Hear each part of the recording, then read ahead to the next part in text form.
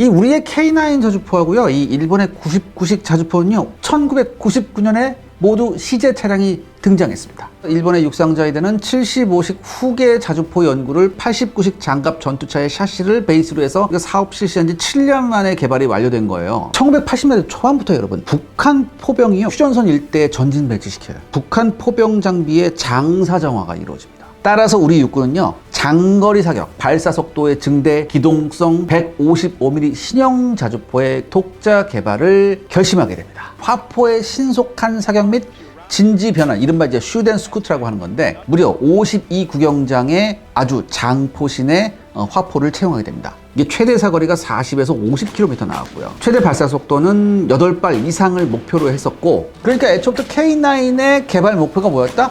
하이엔드급이었어요.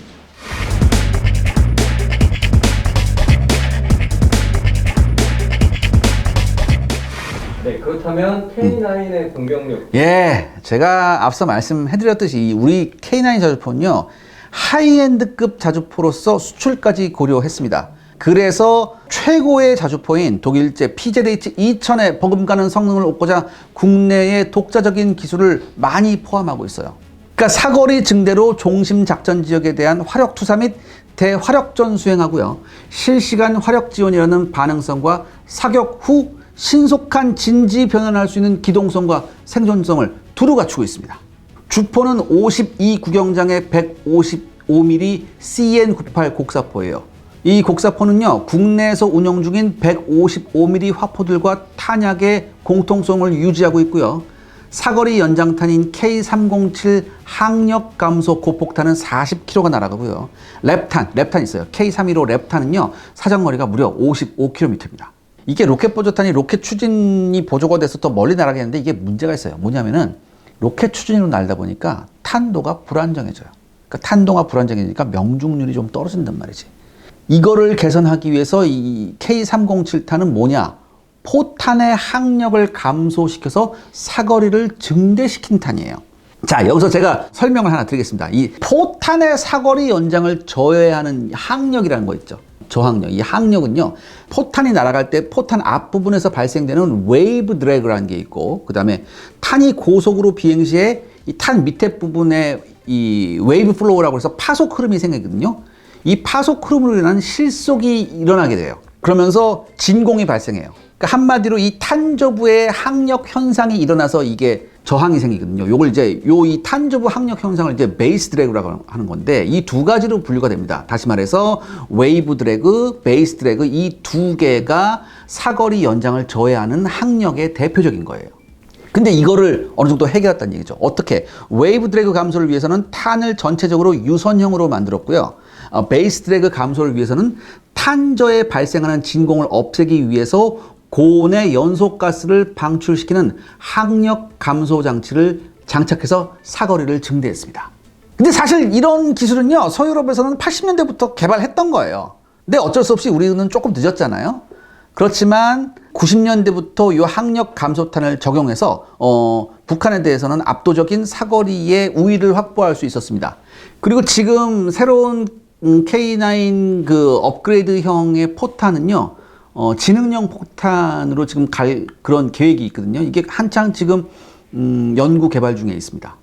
또 하나, 이 풍산에서 개발한 K310 DPICM 비비탄이라고 있어요. 이게 비비탄이라고 프락스틱이 아니에요. 이게 뭐냐면은 항력 감소 이중 목적 고폭탄인데, 이것도 이게 자탄 뿌리는 그런 포탄인데, 이 수를 88개로 늘리고 자탄의 관통력이 있어요. 이게 원래는 자탄 관통력이 한 7.6cm밖에 안 되는데, 이걸 10cm로 높였어요. 그래서 적 기계화 부대가 밀집하고 있는데 이거를 집중 사격하게 되면요, 뭐 장갑차는 완전 걸레짝이 되고, 심지어 전차한테도 피해를 굉장히 줄 수 있습니다.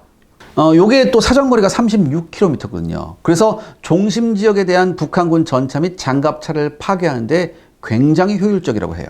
우리 K9은요, 15초 이내에 3발의 급속 사격과 분당 2발의 지속 사격, 그 다음에 분당 최대 6발의 최대 사격이 가능합니다. 그리고 개량형에서는요, 분당 9발이 가능하다고 하네요.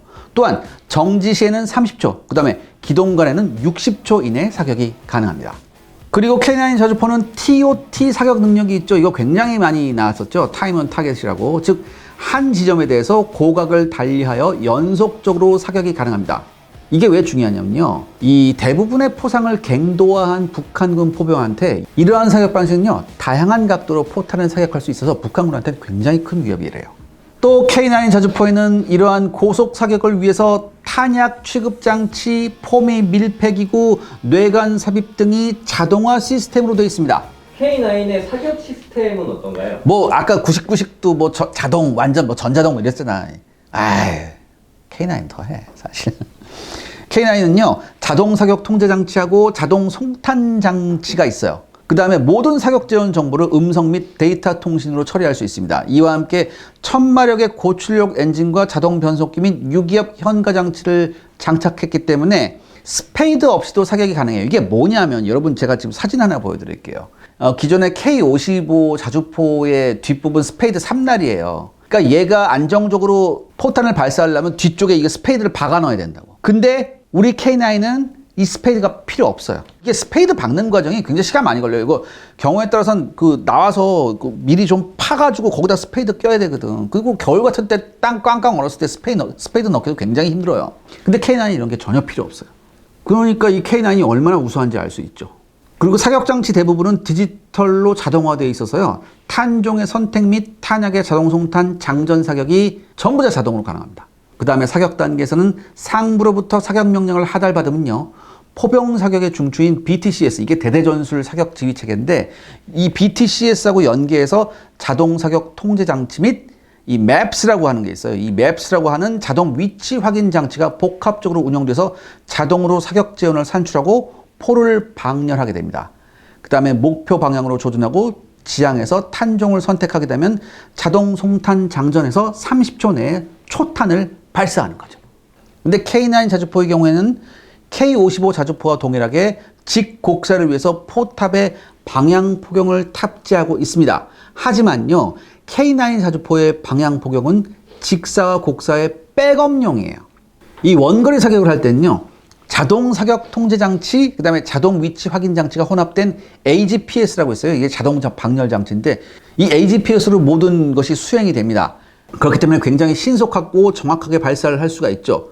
또한 화생방전이나 악천후, 주야간에 상관없이 언제 어디서나 전천후 사격이 가능해요. 이 K9 사격 장치에서 가장 핵심은요, 이 MAPS라고 하는 자동 위치 확인 장치예요. 이 장비는요, 3차원 링 레이저 자이로를 사용한 장비입니다. 포병이 화포를 목표로 방열하는 것은요, 사격에 있어서 가장 고도의 작업이에요. 그러니까 자기 위치가 어딘지 정확히 알아야 되거든. 근데 이 MAPS도 조금 약점이 있어요. 이게 자이로의 안정을 위해서 5에서 10분 간격으로 영속도 보정을 조금 해야 돼요. 이 영속도 보정은 뭔가요? 정지 상태에 있는 물체의 속도는 0이다라는 이런 정보를 이용해서 관성항법 장치의 속도 오차를 보정하는 방법이에요. 근데 이게 이렇게 되면 사실 기동성에 제약이 좀 있거든요.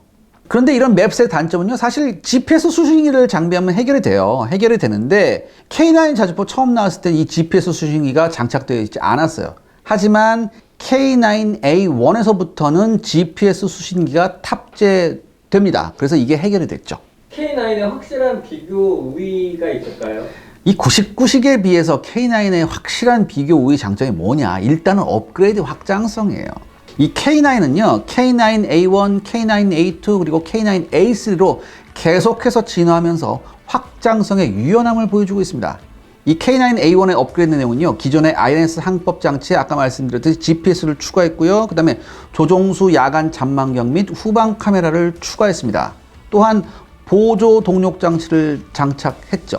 그 다음에 이게 K9의 이 사격 통제 장치가 사실 도스 운영 체제였거든. 근데 이거를 윈도우 그래픽으로 바꿨어요. K9A1부터. 이러면서 사격 통제 장치가 다시 한번 개량이 됐습니다.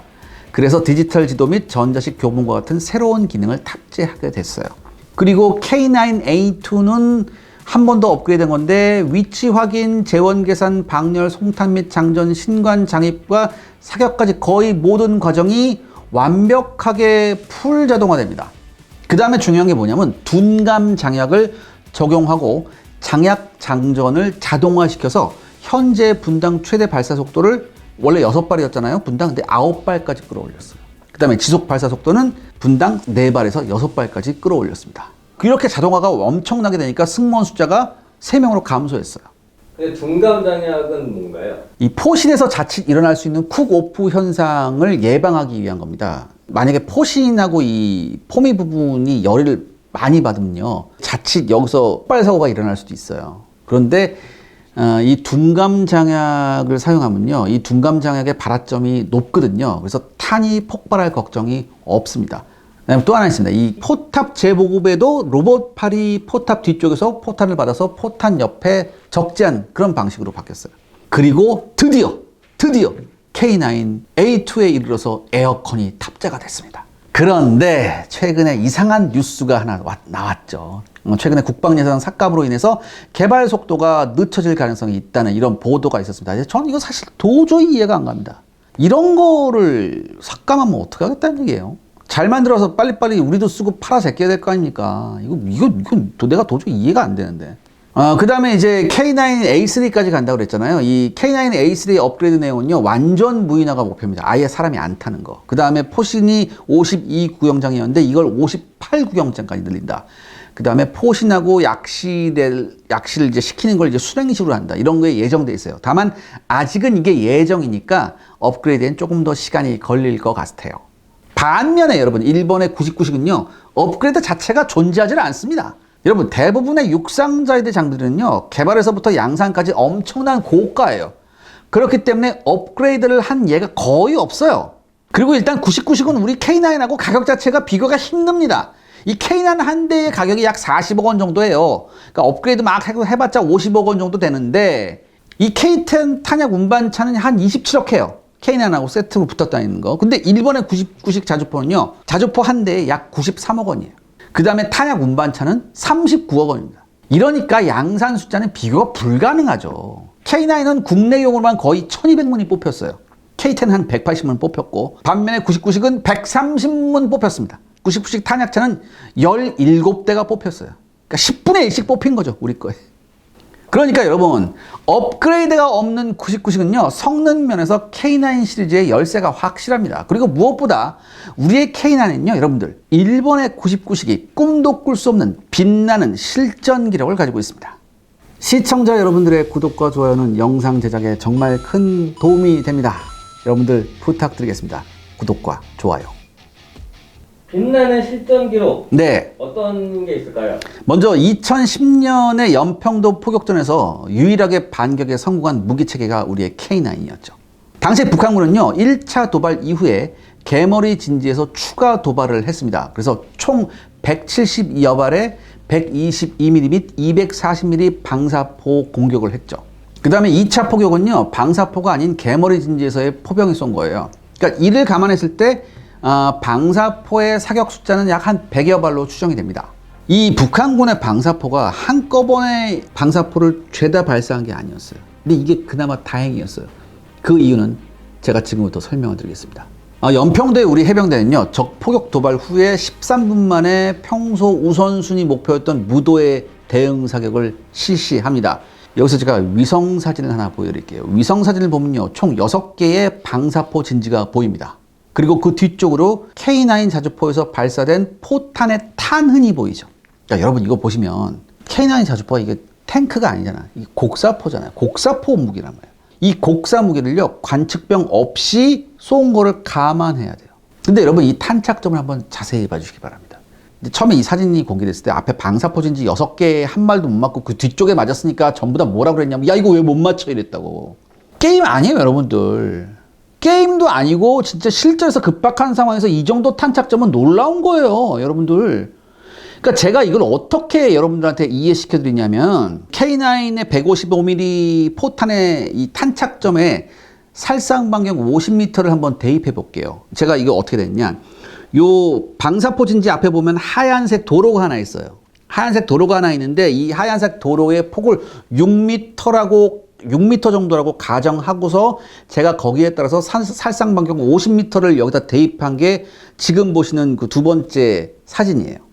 그럼 이 포탄 흔적에다 살상 반경 대입해 보니까 어때요? 보시다시피 서너 발 정도는 북한군의 방사포 진지에 직접적인 타격을 줄 수 있는 범위에 착탄했습니다. 이 방사포 진지가 총 6개인데요. 여기서 추측을 한번 해보겠어요. 지금 방사포에서 발사흔이 나는 게 3개예요. 1차 사격부터 왼쪽부터 시작해서 3번, 4번, 5번의 중앙 3개의 진지에서 포격을 했단 말이지. 그러니까 왜 얘네만 먼저 포격을 했냐? 아마도 1차 포격 이후에 한국군의 대응 수위에 따라서 2차 포격을 실시하려고 했을 거예요. 그 다음에 뭐 사격 편차도 좀 수정을 하고. 그런데 13분 만에 정확한 대응탄이 날라왔단 말이지. 얘는 상상도 못했어요. 이렇게 되니까 북한군 방사포 부대가 2차 사격을 실시하지 못한 겁니다. 그러니까 요거는 어떻게 할 수 있냐? 방사포 발사흔을 보면 알 수 있잖아요. 중앙에 3개만 발사하고 나머지는 발사흔이 없잖아. 더군다나 이 방사포 후방에 타는이 있잖아요. 이걸 생각해 보면요. 방사포 후면에 대기하고 있던 보급부대는 완전히 개박살난 겁니다. 근데 당시에 일부 언론에서 뭐라고 그랬냐? 대응 시간이 늦었네. 80발밖에 못 쐈네. 하나도 못 맞췄네. 이런 소리를 했다고. 당시 우리 해병대는요. 훈련을 막 끝마친 상태로 K9 안에 모든 탄약이 빈 상태였어요. 북한은 이거 계산해서 우리 훈련이 끝난 직후에 도발한 거예요. 그런데 우리 해병 장병들은 어떻게 했어요? 그 혼란의 과정에서 직접 포탄을 손으로 옮겼어요. 그러고 나서 대응 사격한 거라고. 물론 대포병 레이더가 제 역할을 못한 그런 문제점도 있긴 했어요. 근데 이거 13분 만에 대응했다는 건 엄청난 거예요. 당시 한미연합사 정보작전부장 존 A. 맥도날드 소장이 이렇게 얘기했습니다. 갑자기 포탄이 날아와 바로 옆에 동료가 사망했는데 불과 13분 후에 현장에 나가 대응 사격을 하는 것이 쉬울 것이라고 생각하는가? 바깥에서는 실컷 떠들 수 있다. 하지만 군에 몸담은 사람이라면 그 용기를 알 것이다. 이렇게 얘기했어요. 야, 어떻게 우리나라에서 더 안 알아주고 외국 사람이 더 이렇게 알아주냐? 아무튼 여러분, 실전에서 K9 및 우리 해병대 장병들이 보여준 능력은요, 최고 수준이었습니다. 그러니까 이렇게 되니까 K9이 다시 한번 조명을 받게 되죠. 이 이후부터 솔직히 수출이 잘 됐어요. 하지만 여러분, 우리 해병 2명이 안타깝게 전사를 했죠. 반면에 북한군은요, 여러 가지 정보를 종합해보면 한 40여 명의 사상자를 낸 것으로 알고 있습니다. 사건 직후 과거와는 달리 북한군의 4군단 사령부에는요, 이런 명령이 내려옵니다. 어떤 일이 있어도 적들의 도발에 걸려들지 말라, 지시 없이 사격하지 말라. 도발 우리가 안 했는데? 네, 그 도발 안 했는데. 특히 북한군 포병부대 군관들이 뭐라고 얘기했냐면 남조선군이 우리의 방사포 좌표를 정확히 찾아 타격한 것을 보면 허술히 볼 존재가 아니다. 우리가 또다시 포를 쏘는 날에는 사단 군단 사령부가 불바다가 될 거다. 전쟁이 나면 서울이 아니라 평양이 불바다가 될 것 같은 이런 목소리가 나왔대요. 특히 이 이후에 김정은이가 어떻게 했냐. 연평도 포격 이후에 북한 4군단 일대의 갱도 다 지하화해. 이렇게 지시를 했거든요. 한마디로 엄청난 피해를 얘네들 본 거예요. 그렇다고 우리가 이거 용서하면 안 되죠. 왜? 민간인한테 쐈거든. 또 다른 실전 기록이 있을까요? 네, 이 K9은 해외 수출 실적이 많아요. 많은데, 먼저 인도가 2019년에 이제 K9을 이제 수입했어요. 우리나라로부터. 그러니까 수입해서 얘네는 바즈라라는 이름을 붙였는데, 요걸 어디다 투입하냐? 파키스탄과의 국경 분쟁에 투입했습니다. 그러니까 사실 인도하고 파키스탄이요, 1971년에 전쟁을 했어요. 그러니까 그 이전에도 전쟁 몇 번 했다고. 72년에 마지막 전쟁하고 난 다음에 그 이후에도 여러 차례 국경지역에서 서로 포격전을 주고받는 그런 사이예요. 그리고 2019년의 국경 분쟁에서는 인도가 10문의 바즈라를 투입했었고요. 그 다음에 파키스탄은 그 동원수는 불명한데 SH-15 곡사포를 동원했습니다. 차륜형 곡사포인데 이게 뭐냐면은 중국제예요. 중국의 155mm 89식 곡사포를 CTL-181A라는 6륜 세미트럭에 얹은 이런 차륜형 자주포예요. 중국에서는 이걸 PCL-181이라고 하는데 요거의 수출량이 SH-15예요. 요거가 같다는 얘기지. 근데 동원수는 불명한데 분명히 K9보단 많았을 거다. 그런 얘기가 있어요. 이 SH-15가 스펙만 보면은 분당 최대 5발 발사할 수 있고요. 그 다음에 이 랩탄, 로켓 보조 추진탄, 요거 쓸 경우에는 K9의 사정거리보다 월등한 72km의 사정거리를 갖는다고 돼 있어요. 그래서 파키스탄이 이 SH-15를 무려 300대나 수입했다고. 그래서 둘이 붙었는데, 그러니까 전과는 불분명해요. 이거 둘 다 발표를 안 했거든. 근데 문제는 뭐냐? 이 국경 충돌이 있고 난 이후에 인도가 200대의 K9을 추가 주문했어요. 그럼 뭐예요? 답이 나오잖아요. 그러니까 제가 여기서 뇌피셜을 조금 돌려볼게요. 일단 중국제 자주포 최대 사거리 스펙은 조금 믿기가 힘들어요, 사실. 그리고 설령 이 중국제 랩탄이 72km 사거리가 나온다 하더라도 랩탄의 특성상 제조 기술이 낮으면요, 사격 편차가 엄청나게 심해요. 그러니까 제 역할 못했을 것이다. 또 하나 이 SH-15는요 수동 장전식입니다. 그리고 분당 발사 속도에서도 K9한테 게임이 안 되죠. 그리고 나름 사격 통제 장치가 디지털화되어 있다고 하지만 그 수준이 어느 정도인지는 불분명합니다. 더욱이요 이 SH-15는요 사격을 위해서 스페이드를 박아야 해요. 그리고 방열하고 철수하는데 시간이 꽤 걸립니다. 따라서 선제 공격을 했다 하더라도 카운터 어택에 굉장히 취약해요. 그러니까 이런 점을 감안해 봤을 때 어찌 보면 인도의 승리는 당연한 결과였겠죠. 그 다음 이제 실전 사례가 튀르키예인데 튀르키예는 약 350문의 K9을 라이선스 생산한 나라예요. 그래서 얘네들은 이제 프르트나라는 이름으로 이제 대당 160만 달러의 로얄티를 우리한테 주고 이제 생산을 했는데 튀르키예는요 이 프르트나를 시리아 내전에 투입해서 적극적으로 사용했습니다. 그런데요 2020년 2월 27일 시리아가 수호이 34와 수호이 22 공격기를 동원해서 터키군이 주둔하고 있던 이들립 지역을 전격적으로 폭격을 하게 됩니다.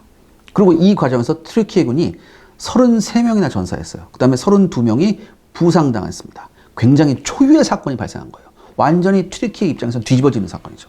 그리고 이튿날인 2월 28일 시리아 정부군은 이 이들립 지역을 완전 장악하고자 수십 대의 전차와 보병 전투차 그리고 자주포를 급파합니다. 그러니까 이때 튀르키예군이 고민이 있었어요. 사실 튀르키예군이 F-16이 있기 때문에 이걸 내보내면 되는데 근데 이때 당시 러시아 공군이 시리아 측에 있었거든. 그렇기 때문에 자체 전폭기를 동원해서 작전하기에는 튀르키예가 약간 부담스럽지. 그래서 어떤 방법을 썼냐 튀르키예가 바이락타르 무인 공격기와 함께 프루트나 등 포병 화력을 동원하게 됩니다. 일단 바이락타르가요 날아올라서 공중 공격으로 시리아 기계화 부대의 움직임을 정지시켜 놓습니다. 그리고 이와 동시에 이제 이 바이락타르가 시리아군 위치를 포착해서 이 정보를 기반으로 튀르키예의 프루트나하고 다연장 로켓이 화력을 여기서 집중 투사해요. 어떻게 됐냐? 시리아 기계화 부대가 괴멸적인 타격을 입습니다. 튀르키예 측의 주장에 따르면요 100여 대의 시리아군 장갑 차량이 파괴되었고 수백 명의 시리아군이 전사했다고 발표를 합니다. 사실 이게 튀르키예도 좀 이 전과를 좀 과장한 면이 있기 때문에 한 절반 정도만 걸러 들으시면 돼요. 하지만요 상당한 전과를 올린 것은 사실 같아요. 왜냐하면 이 전운 때문에 우크라이나는 튀르키예로부터 바이락타르를 사들였죠. 그 다음에 폴란드는 우리 K9을 선택하는 계기가 됐다고 해요. 그러니까 역시 여러분 뭡니까? 실전은 최고의 세일즈 포인트입니다. 자, 우위에 대해서 어떻게 결론을 내실 수가 네. 있을까요? 이 솔직히 국제 방산 시장에서 일본의 자주포가 우리한테 개긴다는 것 자체가 좀 어불성설입니다. 적어도요, 여러분들 우리의 육상 무기 체계는요 세계적으로 탑티어급이에요. 그 중에서도 탑 오브 탑이 바로 뭡니까? 이 K9 자주포 시리즈입니다. 이미 K9 자주포 시리즈는 핀란드, 에스토니아, 노르웨이, 호주, 인도, 이집트, 튀르키예, 폴란드에 수출되는 실적이 있어요. 우리 K9의 라이벌은요 오직 누굽니까? 독일의 PZH-2000이에요. 그러니까 우리 K9하고 이 PZH-2000이 거의 세계 자주포 시장을 양분하고 있다고 해도 과언이 아닙니다. 이런 우리한테 값은 2배가 넘고 업그레이드는 개나 줘버린 일본제 자주포가 비벼보겠다? 그거 사람 봐가면서 개겨야죠.